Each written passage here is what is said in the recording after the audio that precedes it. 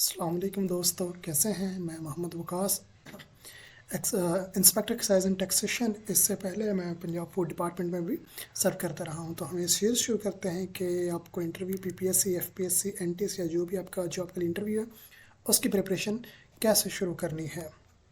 तो first of all मैं ज़रा अपने बारे में इंट्रोडक्शन देना चाहूँगा। मैं मोहम्मद वकास, इस वक्त मैं recently excise and taxation department में एज ए इंस्पेक्टर एलोकेट हुआ हूँ। इससे पहले मैं लास्ट ईयर 2023 में पंजाब फूड डिपार्टमेंट में एलोकेट हुआ था as a food grain supervisor.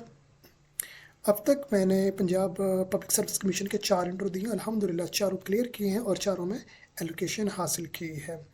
तो मेरे एक्सपीरियंस से जो मैंने सीखा, जो ड्यूरिंग स्टडी मैंने सीखा, इंटरव्यूज़ के एक्सपीरियंस से सीखा और सीनियर जो फ्रेंड्स थे उनसे सीखा, तो वो जो सब मेरा नॉलेज एक एक्सपीरियंस है उसकी रोशनी में आप लोगों को मैं गाइड करूँगा कि इंटरव्यू आप बेस्ट कैसे दे सकते हैं, कैसे क्रैक कर सकते हैं और इंटरव्यू में हाईएस्ट मार्क्स कैसे सिक्योर कर सकते हैं। आपको पता होगा कि सबसे ज़्यादा पीपीएससी के जो वन पेपर एग्ज़ाम्स हैं, जॉब्स होती हैं उससे, उनमें सबसे ज़्यादा वेटेज इंटरव्यू की ही होती है।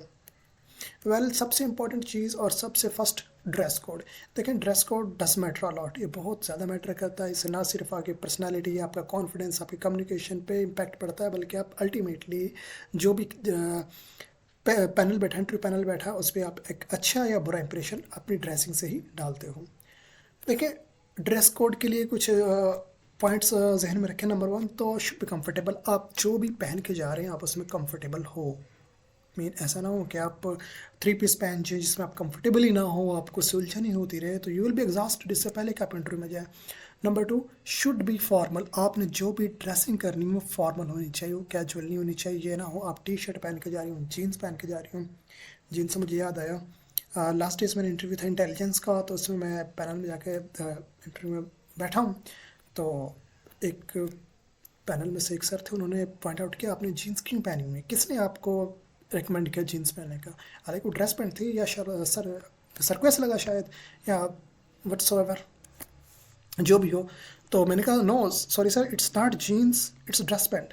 मैं सोच रहा था कि अगर वाकई मैंने जीन्स पहनी होती तो आई विल बी गॉन, और अब उसमें क्या कुछ पहन सकते हैं आप। सिंपली आप 3 पीस पहन लें, ग्रेट। अगर नहीं पहनना चाहते, आप कंफर्टेबल नहीं हो, तो आप पैंट कोट पहन सकते हैं। सिंपल पैंट कोट के अलावा आप टाई भी कैरी कर सकते हो। अगर आप टाई से इजी नहीं हो, उसे नहीं लगाना चाहते, तो आप सिंपल पैंट कोट भी पहन सकते हो। मेरा एक्साइज एंड टैक्सेशन का जो इंटरव्यू था उसमें मैंने टाई वगैरह नहीं पहनी, मैंने जस्ट पैंट कोट सिंपल पहना था। उसके बाद पैंट कलर्स देखें, ये colour does matter a lot. Colour black, navy blue और ग्रे ज़बरदस्त कलर्स हैं। या इसके अलावा जो सॉलिड कलर है उन्हें आप यूज़ कर सकते हो। उसके बाद शर्ट, आपने शर्ट पहनी white, of white, sky blue, etc, ऐसे सॉलिड कलर्स की। और शूज़ की बात करें तो आपने ब्लैक या ब्राउन शूज़ लेसेस वाले यूज़ करने हैं, कोई फैंसी शूज़ यूज़ नहीं करने। और हेयर कट और आपके मोस्टच, दाढ़ी वगैरह का फ्रेश जो भी आपने खतूत करवाना है वो होना चाहिए। गर्ल्स के लिए इसमें बहुत ज़्यादा ऑप्शन नहीं है, उन्हें ज़्यादा प्रॉब्लम नहीं है, लेकिन 2-3 पॉइंट्स उनके लिए लाजमी है कि don't put heavy makeup, heavy makeup ना करें, इट विल बी नेगेटिव। उसके बाद don't wear too stylish, too colourful dress भी आपने नहीं पहनना, keep it simple and formal. अच्छा, इंटरव्यू बोर्ड में 3 आदमी होते हैं, वो देखें। सबसे पहले होता है चेयरमैन। चेयरमैन आपके सामने बैठा होगा, फ्रंट बीच में इंटरव्यू पैनल के, और मोस्ट पावरफुल पर्सन होता है। 50% मार्क्स आपके चेयरमैन साहब के हाथ में होते हैं। उसके बाद असिस्टेंट होगा, 25 मार्क्स वो आपका साइन करेगा, और एक डिपार्टमेंट का रिप्रेजेंटेटिव होगा जिस भी आप डिपार्टमेंट में जा रहे हैं, लाइक पुलिस में, सीटीडी में, या एक्साइज एंड टैक्सेशन, जिसमें भी, उसमें एक डिपार्टमेंट का बंदा होता है। अच्छा, मैंने प्रिपरेशन के दौरान, और बल्कि आप ऑब्जर्वेशन से ये सोचा था कि इंटरव्यू को पार्ट्स में तकसीम कर लूँ, उसके क्वेश्चंस के बेस पे उसके अलग अलग उसके हिस्से कर लूँ, डिवाइड एंड रूल की पॉलिसी यूज़ करके।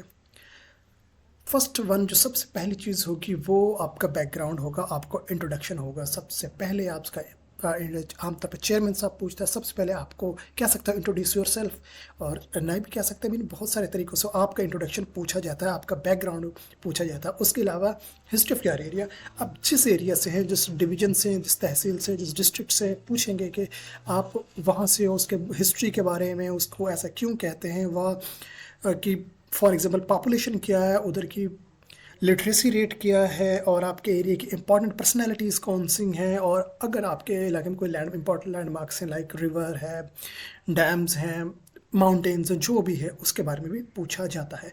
और एक्साइज के इंटरव्यू में मुझसे पूछा गया था कि आप कसूर से हो तो कसूर की बताएं क्या चीज़ मशहूर है खाने में, तो ऐसा क्वेश्चन भी हो सकता है।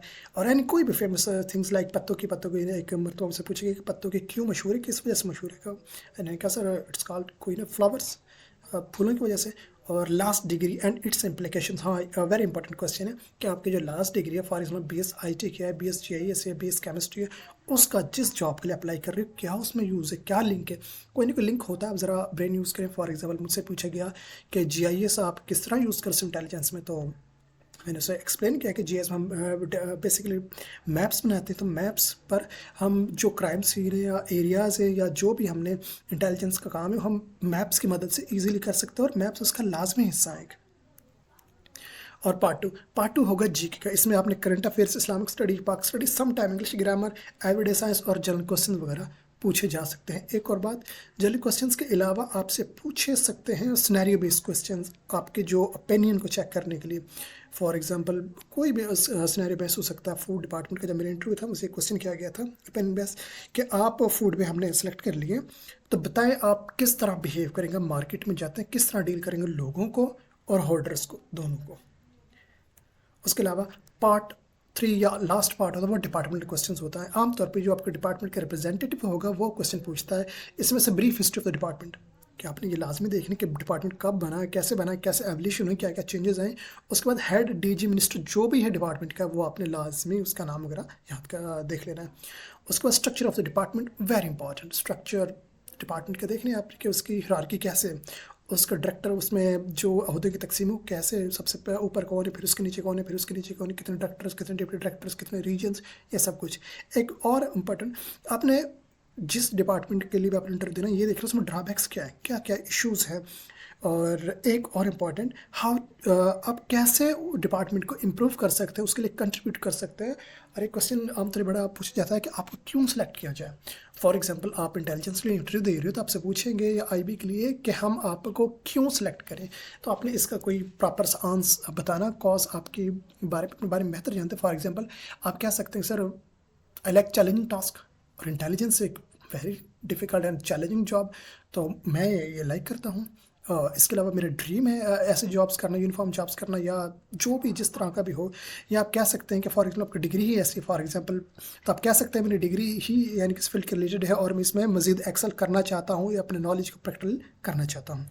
और एक और इम्पॉर्टेंट पॉइंट होता है duties of the job. Almost ये पूछा ही जाता है कि आप जिस जॉब पे जा रहे हो, जिस सीट पे जा रहे हो, इसकी ड्यूटीज़ क्या होंगी, इसमें क्या क्या करना होगा। ओके और इसके बाद है final tips, very very important points जिसे मैं कह सकता हूँ कि इंटरव्यू के लिए क्रक्स। एक बात याद रखें, इंटरव्यू आपकी नॉलेज का टेस्ट नहीं होता। जो मेरा एक्सपीरियंस है उसमें मैंने यही सीखा कि इंटरव्यू हमारे नॉलेज का टेस्ट नहीं, नॉलेज टेस्ट ऑलरेडी ले चुके हैं, वो टेस्ट है तो हमारे कॉन्फिडेंस का और कम्युनिकेशन स्किल्स का। एक पॉइंट और कि बहुत सारे लोग कंफ्यूज होते हैं कि इंटरव्यू इंग्लिश में होगा उर्दू में होगा। देखें इंटर में आमतौर पे दोनों मीडियम्स यूज़ होंगे, आपसे इंग्लिश में भी क्वेश्चन किए जाएंगे और उर्दू में भी। आपके लिए बेस्ट यही है कि जिस मीडियम में, जिस लैंग्वेज में आपसे क्वेश्चन पूछा जाए उसी में आंसर करें। और अगर आप नहीं जानते कोई किसी क्वेश्चन का आंसर तो बेस्ट यही है, sorry I don't know, be polite रहें, don't be hyper, very important, don't be hyper. आपको वो कोशिश करेंगे किसी न किसी पॉइंट पे फंसाएं, आपको लेके आए, बट डोंट बी हाइपर। आपने हाइपर नहीं होना, नहीं आता simple okay sir I don't no, simple okay.